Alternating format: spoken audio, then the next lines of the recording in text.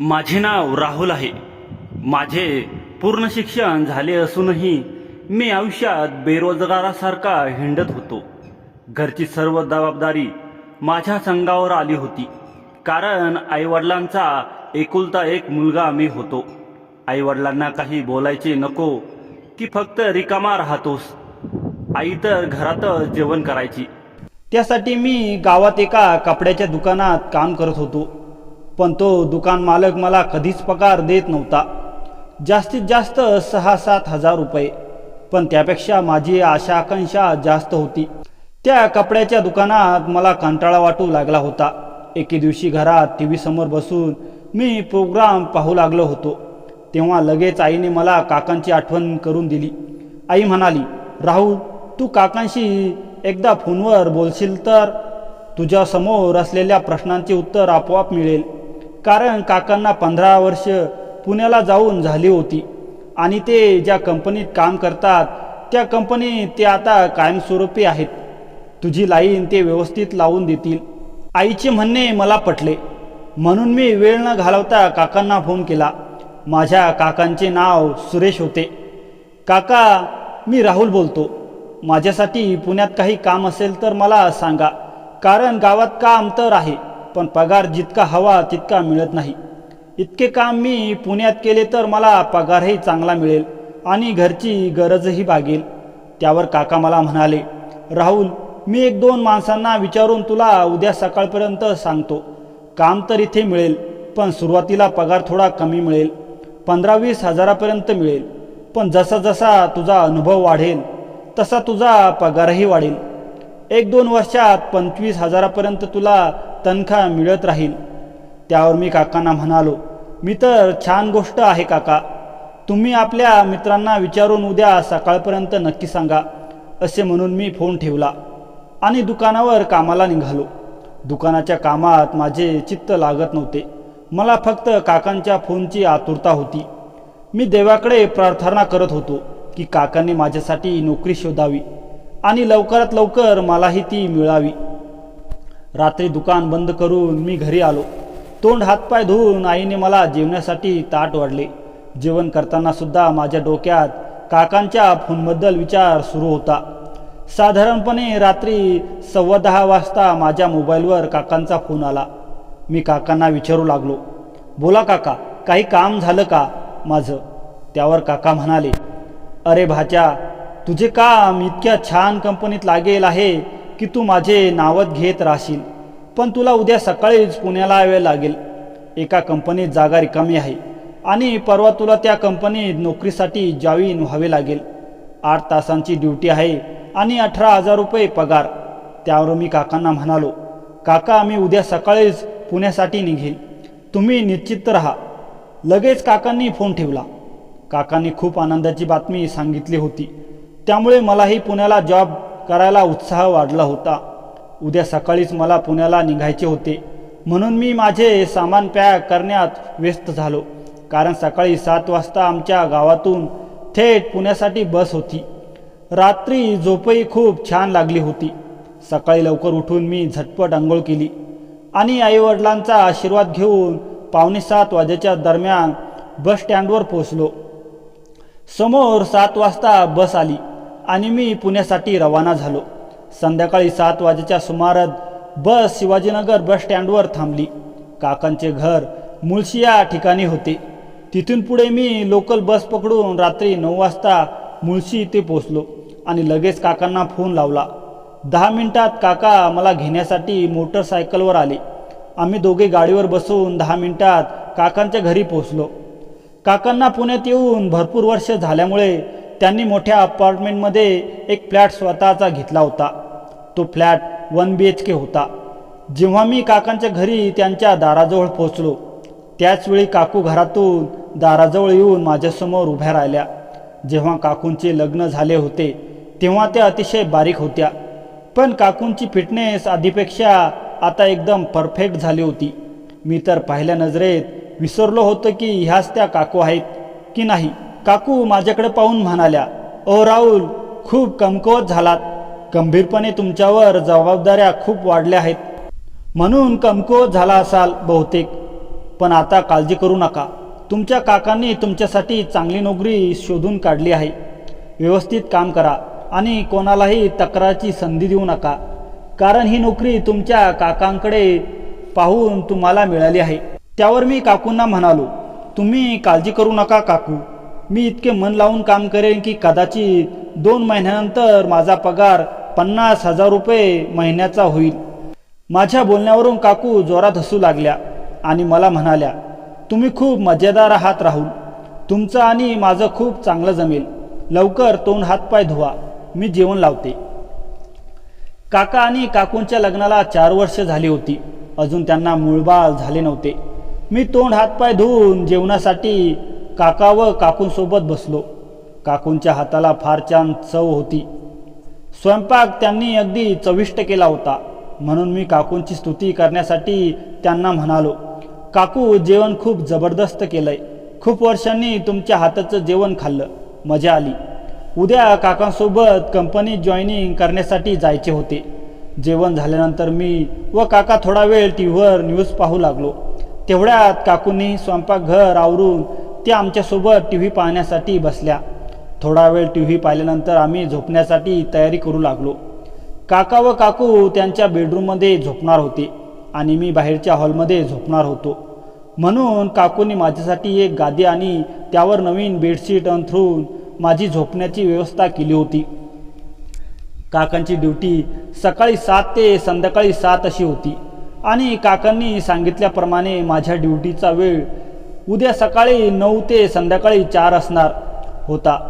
तरी मला सकाळीच काकांसोबत जावे लागणार होते. प्रवासात दमल्यामुळे मला थुरणावर पडता झोप लागली. सकाळी 6 वाजेच्या सुमारास काकांनी मला उठवले. चला राहुल, लवकर तयार व्हा, नाहीतर उशीर होईल. मी लवकर उठून अंथरूण गोळा केले. काका तयार झाल्यानंतर मी लवकर तयार होऊन कंपनीला जाण्यासाठी निघालो. काकांनी झटपट गाडी काढली आणि आम्ही थोड्याच वेळात कंपनीत पोहोचलो. काकांनी आधीच माझ्या कंपनीत माझ्याबद्दल सांगून ठेवले होते, म्हणून काही अडचण नव्हती. थोड्या वेळाने काका त्यांच्या कंपनीत जाण्यासाठी निघाले. कामावर जाण्यासाठी काकांनी मला घरी जाण्यासाठी बसचा नंबर सांगितला होता. बरोबर 9 वाजता माझी कंपनी उघडली आणि कामावर रुजू होणारे लोक येऊ लागले. 10 वाजेच्या सुमारास माझी मुलाखत झाली. मुलाखत अगदी व्यवस्थित पद्धतशीर पार पडली. त्यानंतर मला फोन करून नोकरीसाठी 2-3 दिवसांत कळवणार होते. त्यानंतर काकूंनी सांगितल्याप्रमाणे मी बस पकडली आणि घरीच परतलो. घरचे दार उघडेच होते. मला वाटले घरात कोणी नसेल, म्हणून मी माझी बॅग थेट बाल्कनीत ठेवून बसलो. समोरचे दृश्य पाहून विचार करू लागलो की काकूंनी सांगितल्याप्रमाणे माझी मुलाखत झाली, पण नोकरी लागेल की नाही याबद्दल माझ्या मनात सतत विचार सुरू होता. त्याच वेळेस मला पाण्याने तहान लागली, म्हणून मी स्वयंपाकघरात पाणी पिण्यासाठी जाऊ लागलो. तेव्हा अचानक माझे लक्ष काकूंच्या बेडरूमकडे गेले. त्या क्षणी ते दृश्य पाहून माझे डोळे आश्चर्यचकित मोठे झाले, कारण काकू दिसायला जशा बाहेरून सुंदर होत्या तशा त्या आतूनही होत्या. काकू कपडे बदलत होत्या, पण त्यांचे लक्ष माझ्याकडे नव्हते. काकू एखाद्या तरुण स्त्रीसारख्या दिसत होत्या. त्या वयाने मोठी, पण तिच्या चेहऱ्यावर तारुण्याची लाली अजूनही ताजी होती. तिचे खांद्यावरचे पडलेले मोकळे केस हळुवारपणे झुलत होते. त्यातून कस्तुरी जाईची फुले आणि ओल्या पानांचा असा एक अनोळखा सुगंध येत होता. तो सुगंध हवेत विरघळत होता. मी दूर उभा राहून त्या वासात हरून गेलो. डोळे मिटले, एक लांब श्वास घेतला आणि त्या सुगंधाने मला आठवणीच्या डोलमान पुलावर घेऊन गेला. ती समोर उभी होती. चेहरा अजून ओला होता. पावसाचे थेंब तिच्या गालावरून सरकत होते. हिरवा पानांच्या दवबिंदूसारखे चंद्रप्रकाशात मोत्यांचा झंझणाट करणारे. तो चेहरा इतका निर्मळ होता की ते दृश्य माझ्या डोळ्यांनी कधी पाहिले नव्हते. तिचा गोरा रंग त्या संधीच्या उजेडात दुधाळ चांदीसारखा चमकत होता. आणि मग तिने डोळे उघडले. ते सोनेरी डोळे जणू सूर्यास्ताचा शेवटचा किरण तिच्या नेत्रात आश्रयाला आला होता. त्या डोळ्यात खोलवर काहीतरी मायेचे होते. शांत समुद्रासारखे, पण तळाला सोन्याचा झऱ्यासारखा प्रकाश होता. त्या डोळ्यांमध्ये पाहताच माझा श्वास थोडा वेळ थांबला. मी दूर थोड्याशा अंतरावर उभा राहिलो. तिच्या सौंदर्याची स्तुती करायची, पण तिच्या व्यक्तिमत्वाचा आदरही सांभाळायचा. ही माझी कृतज्ञता होती. तिच्या केसांतून पाण्याचा एक थेंब खाली पडला. त्या थेंबात चंद्राचे चमकते प्रतिबिंब होते. तो थेंब जमिनीवर पडला आणि मला वाटले जणू एखादी तारका जमिनीवर उतरली आहे. ती थोडी हलली. तिच्या ओल्या केसांवर हास्याची उर्मी पसरली. तो असा पावसानंतरच्या कामानीसारखा दूरवरूनही मन भरून जाणारा. त्या हास्यात तिचे सोनेरी डोळे अधिकच चमकले. जणू सूर्यानेच त्या क्षणी तिच्याकडे पाहिले. माझी नजर तिच्या गालावरही पाण्याच्या थेंबावर स्थिरावली. ते थेंब मोत्यासारखे चमकत होते, पण त्यापेक्षा जास्त चमकत होते तिचे सोनेरी डोळे. मला वाटले जर मी कधी कविता लिहिली असती तर तिच्या डोळ्यावरच लिहिली असती. हवेत तिचा सुगंध पुन्हा पसरला, ह्यावेळी अधिक तीव्र, अधिक मादक. मी त्या सुगंधात पुन्हा हरून गेलो. डोळे मिटले आणि क्षणभर काही अस्तित्वात नव्हते. फक्त तिचा श्वास, तिचा ओला चेहरा आणि ते सोनेरी डोळे. जेव्हा डोळे उघडले तेव्हा ती हळूच पावसाच्या धुक्यात मिसळत होती, पण तिचा सुगंध, तिचे मोत्यासारखे थेंब आणि ते सोनेरी डोळे हे सगळं माझ्या मनात कोरले गेले.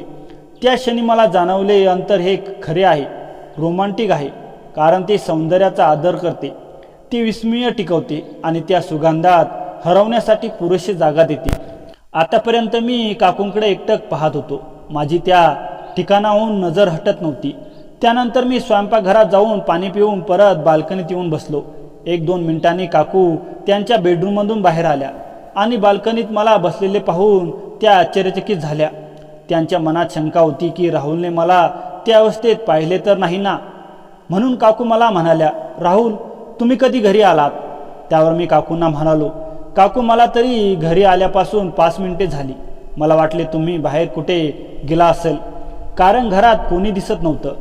म्हणून मी बाल्कनीत येऊन बसलो. तर याचा अर्थ काकू तुम्ही घरीच होतात? काकू म्हणाला, हो राहुल, मी घरीच होते. मी बेडरूममध्ये कपडे बदलत होते. जर तुम्ही मला आवाज दिला असता तर मलाही कळाले असते की तुम्ही आला आहात. ते सोडा, तुमची मुलाखत झाली? त्यावर मी काकूंना सांगितले, मुलाखत तर चांगली झाली काकू, पण 2-3 दिवसांनी फोन करून जॉईनिंगसाठी सांगितली. त्यावर काकू मला म्हणाल्या, चला मग बाकी सगळं तुमचे काका पाहतील. तुम्ही काळजी करू नका, तुमची नोकरी पक्की समजा. एवढे सांगून काकू स्वयंपाक करण्यासाठी स्वयंपाकघरात गेल्या आणि मी बाल्कनीतून उठून टीव्ही समोर येऊन बसलो. 7:15च्या काकूंचा स्वयंपाक तयार झाला. दुपारचे जेवण मी काकूंसोबत केले. त्यानंतर थोडे फिरण्यासाठी मी मुळशी भागात गेलो आणि संध्याकाळी 5च्या सुमारास घरी परतलो. मला पाहून काकू म्हणाल्या, अरे राहुल, मला वाटले पुणे शहर आजच फिरून घ्याल की काय? यावर मी काकू म्हणालो, असे नाही आहे काकू, घरात बसून कंटाळा येईल, सध्या काही काम नाही, म्हणून बाहेर फिरणे बरे समजले. मी व काकू गप्पा गोष्टी करण्यात एवढे गुंग झालो की काकांचीही येण्याची वेळ झाली. काका घरी आल्यावर काकूंनी संध्याकाळचे जेवण बाहेर करण्याचे ठरवले. मग मी, काकू आणि आम्ही हॉटेलमध्ये जेवण्यासाठी गेलो. काकू मला इथल्या हॉटेलबद्दल सांगू लागल्या, खूप छान जेवण मिळते इथे. मी आणि तुझे काका याच हॉटेलात जेवायला येतो. काकूंनी सांगितल्याप्रमाणे त्या हॉटेलचे जेवण खूपच स्वादिष्ट होते. जेवण करून आम्ही रात्री 9:30 वाजेपर्यंत घरी आलो. त्याच वेळेस काकांनी मला मुलाखतीबद्दल विचारले. राहुल, तुम्ही काळजी करू नका, तुम्हाला ही नोकरी नक्की मिळेल. मी तिथल्या मॅनेजरशी बोलतो. थोडा वेळ आम्ही सर्व मिळून गप्पा गोष्टी करू लागलो. आता रात्रीचे 11 वाजले होते. सर्वांना झोप लागली होती, म्हणून आम्ही आपापल्या जागेवर जाऊन झोपलो. साधारण 12 वाजेची वेळ होती. अचानक माझ्या कानी काहीतरी कुजबुजण्याचा आवाज आला. आवाज वाढू लागला होता. त्या आवाजामुळे माझी झोप उडाली. पण मी विचार करू लागलो, हा आवाज तर काकांच्या बेडरूममधून येतो. मला वाटले काका व काकूंचे भांडण सुरू असेल. थोड्या वेळाने तो आवाज कमी झाला आणि मी झोपण्यासाठी परत उशीवर डोके ठेवले. ते क्षणातच काकू बेडरूममधून बाहेर आल्या. माझे लक्ष काकूंकडेच होते. काकूंनी एक नजर माझ्याकडे टाकली. त्यांना वाटले मी झोपले असेल, पण त्यावेळेस मी जागा होतो. काकू सरळ बाथरूमच्या दिशेने गेल्या आणि अंघोळ करून बाहेर आल्या. पण एवढ्या रात्री काकूंना अंघोळ करायची गरज का पडली? मी जागेच होतो, पण माझे डोळे लावले होते. काकूला वाटले मी झोपले आहे, त्यामुळे त्या तिथेच थांबल्या. पण मी थोडे डोळे तिरपे करून त्यांना बघत होतो. त्या गेल्या का? पण त्या तिथेच आपले कपडे बदलू लागल्या. त्यांचे पूर्ण अंग पाण्याने ओले होते. त्यांच्या काळ्याभोर केसांतून पाणी टपकत होते. त्यांनी आपल्या अंगाला टॉवेल गुंडाळला होता. त्यांना बघून मला लाज वाटायला लागली. मी विचार केला, ती माझी काकू आहे, तिला लपून पाहणे चुकीचे आहे. पण माझे मन मानायला तयार नव्हते. माझे डोळे आपोआप उघडत होते आणि माझी नजर तिच्याकडे जात होती.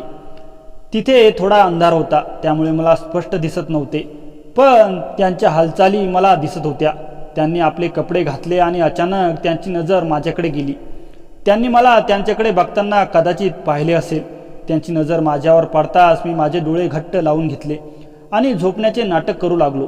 त्यानंतर काकू त्यांच्या रूममध्ये निघून गेल्या. पण मला आता खूपच भीती वाटत होती. आता माझे काही खरे नाही.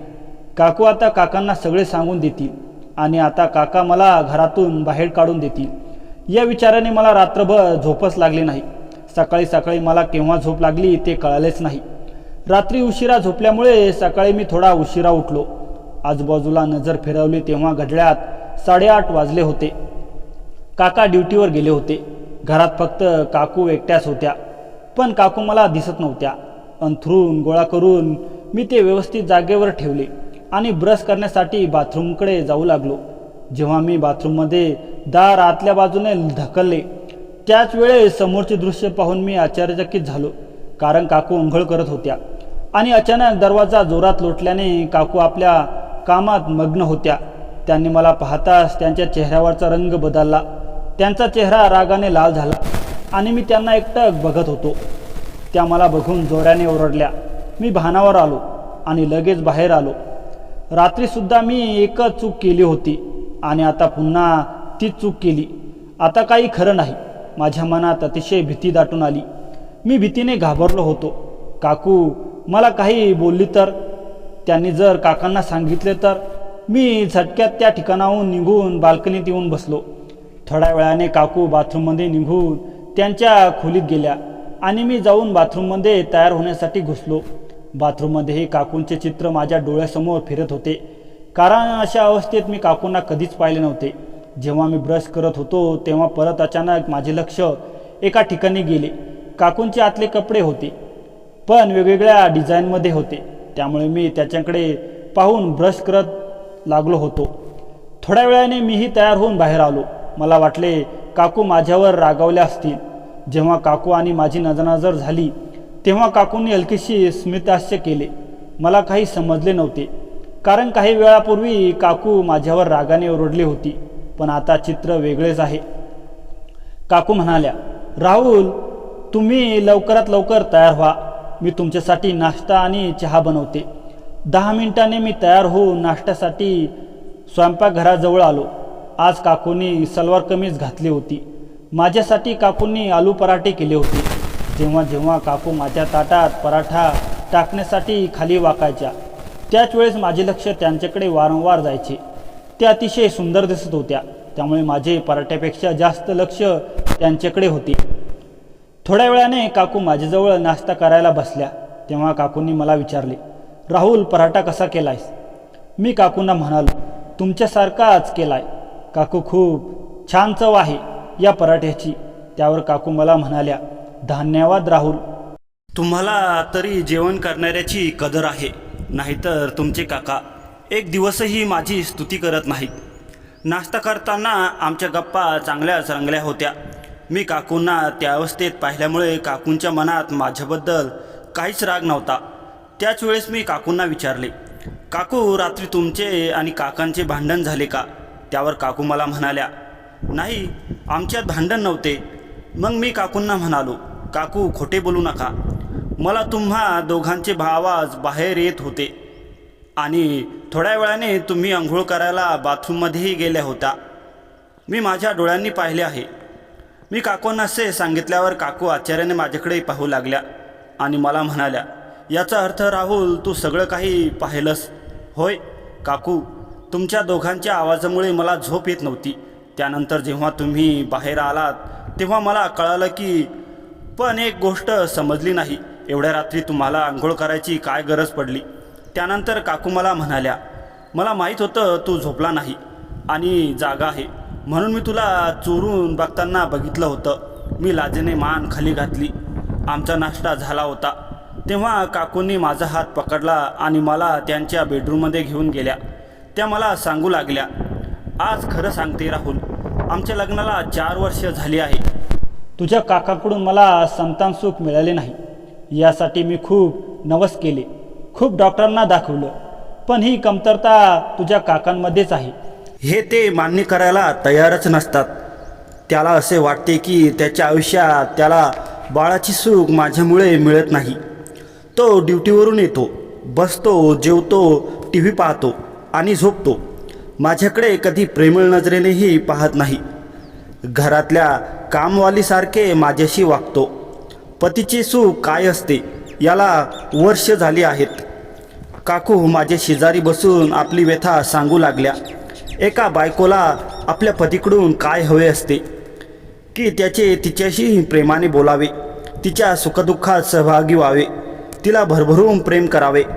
एवढेच एका बायको आपल्या पतीकडून अपेक्षा करते. ते काम तुझ्या काकांकडून होत नाही. मलाही काकूंकडे पाहून दया आली. मी काकूंना सांगू लागलो, तुम्ही काळजी करू नका काकू, सर्व काही ठीक होईल, देवावर विश्वास ठेवा.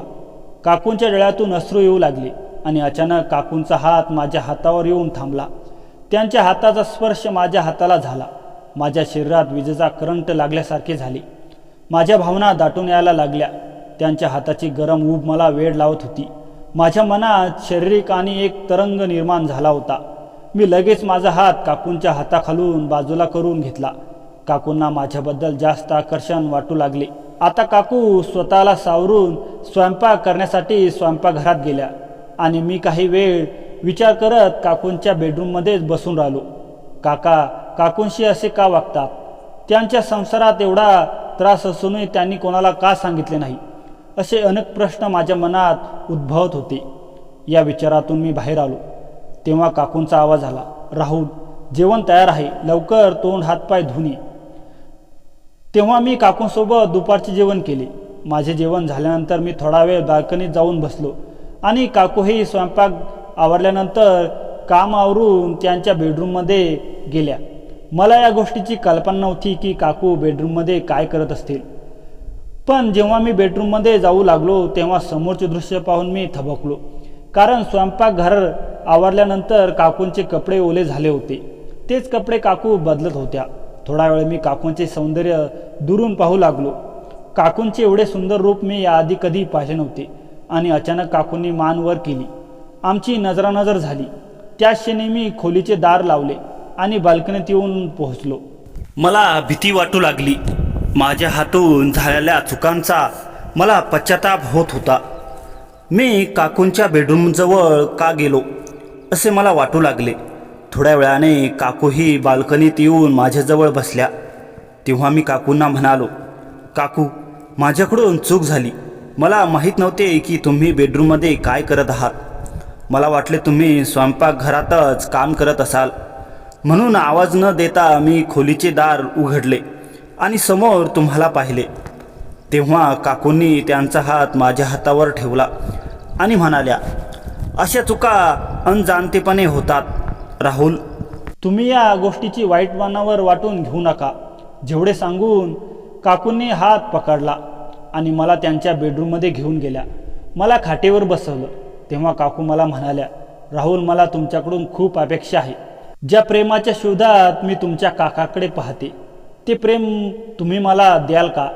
तेव्हा मी काकूंना म्हणालो, तुम्हाला काय म्हणायचे आहे मला काही समजत नाही काकू. तेवढ्यात अचानक काकूंनी माझे दोन्ही हात त्यांच्या हातात घट्ट पकडले आणि माझ्याकडे एकटक नजरेने पाहू लागल्या. काकू माझ्यासमोर काय करणार होत्या याची मला अजूनही कल्पना नव्हती. हळूहळू काकूंनी माझा चेहरा त्यांच्या दोन्ही हातात घेतला आणि त्यांचे होठ माझ्या ओठांसमोर नेऊन थांबवले. आता दोघांचे गरम श्वास एकमेकांना स्पर्श करू लागले होते. तेव्हा त्या श्वासांचा स्पर्श माझ्या अंगाला झाला. तेव्हा माझ्या मनात काकूंबद्दल एक वेगळीच ऊर्जा निर्माण झाली. त्याच क्षणी काकू मला हव्याशा वाटू लागल्या. वेळ न घालवता मी लगेच माझे ओठ त्यांच्या ओठांवर टेकवले. तब्बल 15 मिनिटे आम्ही एकमेकांच्या ओठांचा मधुर आस्वाद घेतला.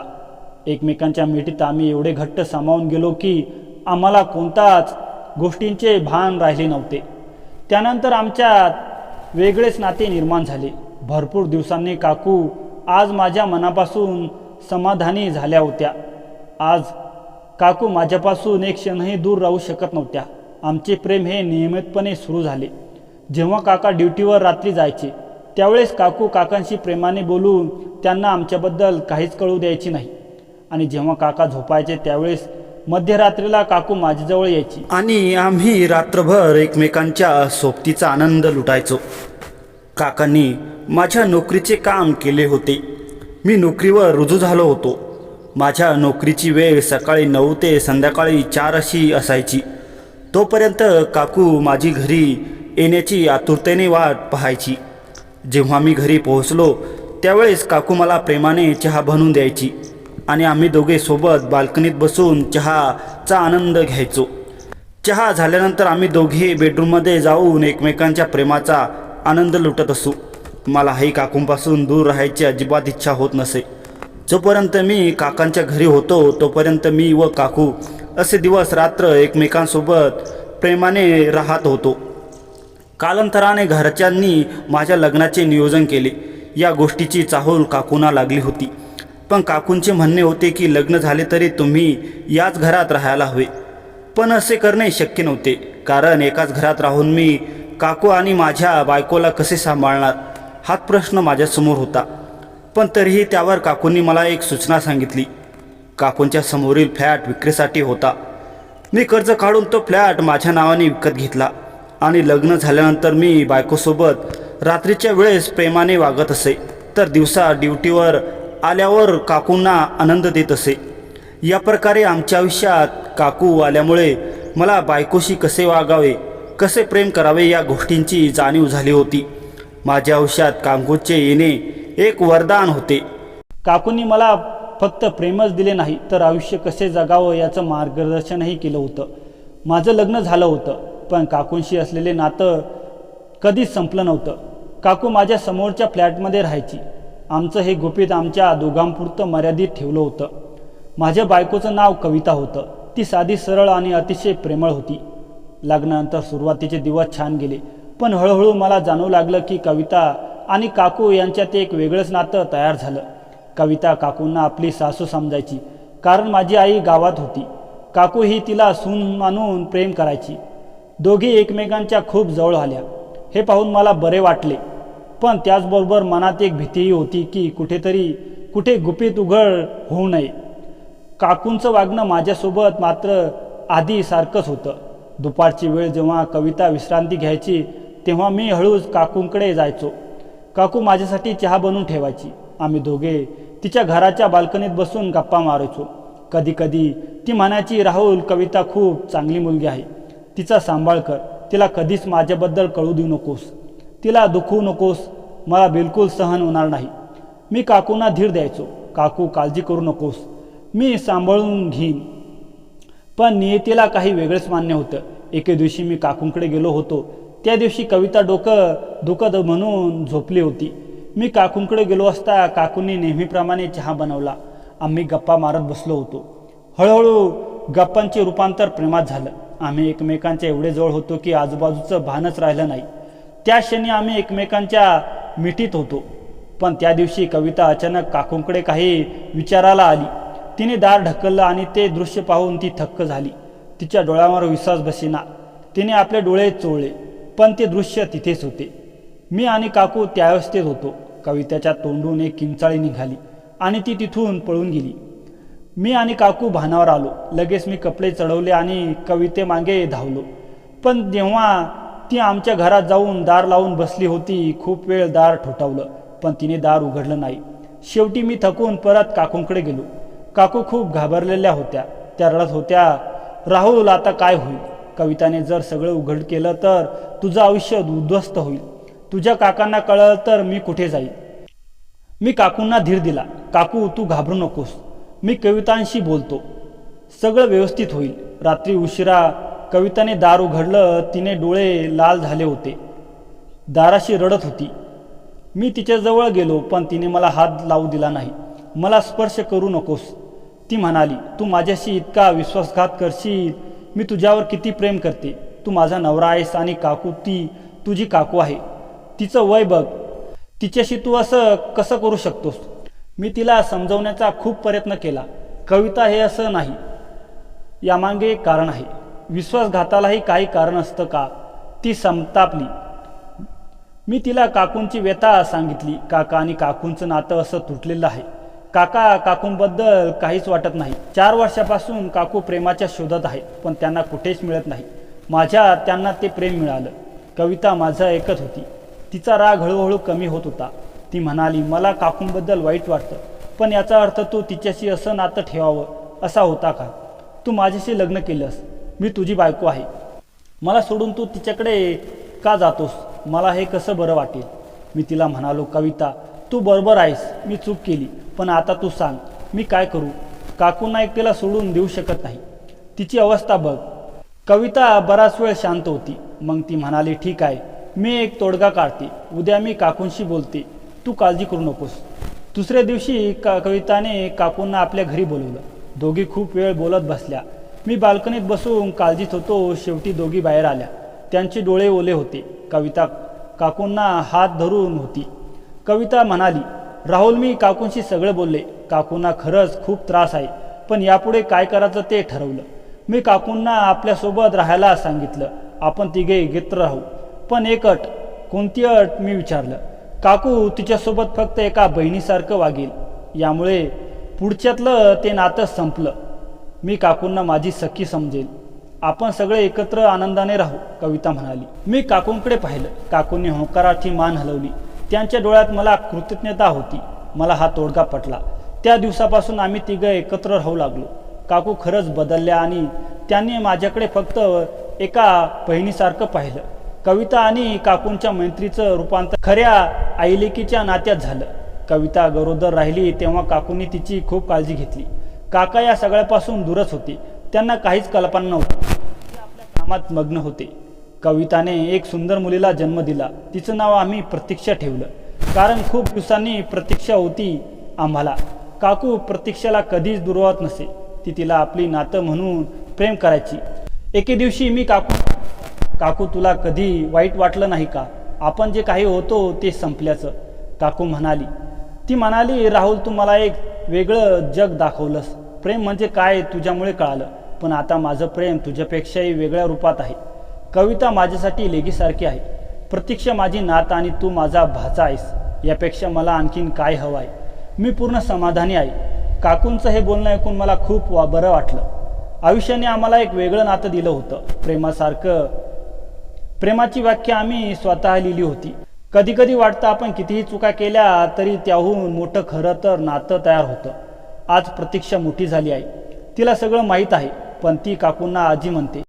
कविता आणि काकू अजूनही एकाच घरात आहेत. त्यांचं नातं पाहून इतरांनाही आश्चर्य वाटतं.